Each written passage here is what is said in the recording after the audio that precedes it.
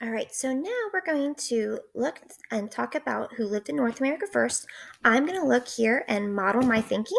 Then you're going to be able to work and learn about how people around the world, specifically Europe, we're going to talk about that, how they learned about Native Americans. You're going to do a little work, and then we're going to be able to talk about what you've learned on your own. So here, we learned yesterday about how there are many different cultural groups, okay, that lived in North America with Native Americans. So we're going to now use that information that we learned about these different cultural groups, and I'm going to be able to think about how their lives were like. Okay, so I'm going to be looking back at the Cherokee that we read about and the Iroquois. Okay, so I'm going to write down some notes that's just like what you did yesterday, or you were at least supposed to do. Find that important information from this text and from this text and write a little bit about what their life was like in each separate um, one of these tribes. And so when I look at the Cherokee, right, I already took some notes that we discussed yesterday. I said that the Cherokee were good hunters and farmers. They had lots of trees where they lived as a resource to build their houses.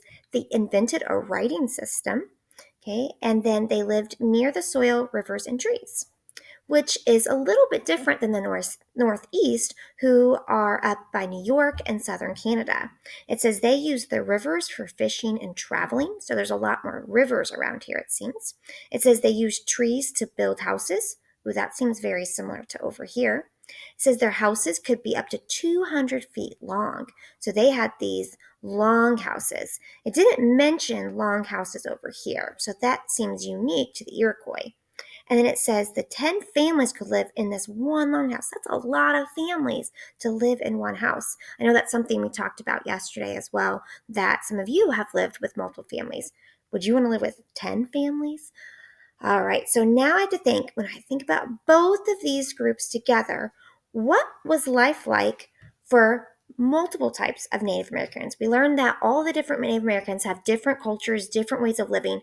So, what might, if I try to find things that are similar to them, how could I kind of combine these ideas for this consensus map? Okay, consensus is like coming up with different ideas and bringing them together to be meshed. So, I'm thinking, well, it seems like they had to build things, like they had to both build their houses.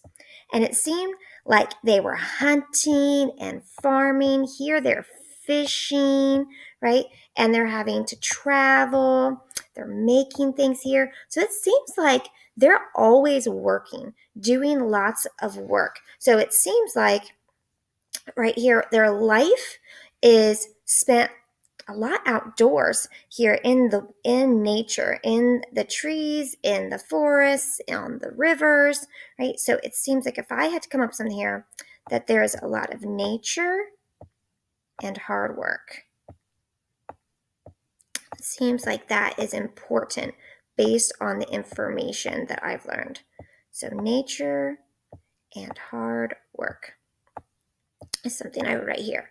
Now, what could I do to make this even better? Yeah, I could write it into a complete sentence and come up with some evidence. Right? And so that would be a great thing for you to be able to do as well. How could you have turned this into a sentence? I think those are good ideas. I think that that would have been good for me to do as well. I'm going to let you do that kind of thinking here in just a minute. So that is how I would do this. Now, I've talked about the Native Americans. You're about to learn about how other people learned about the Native Americans with these early explorers.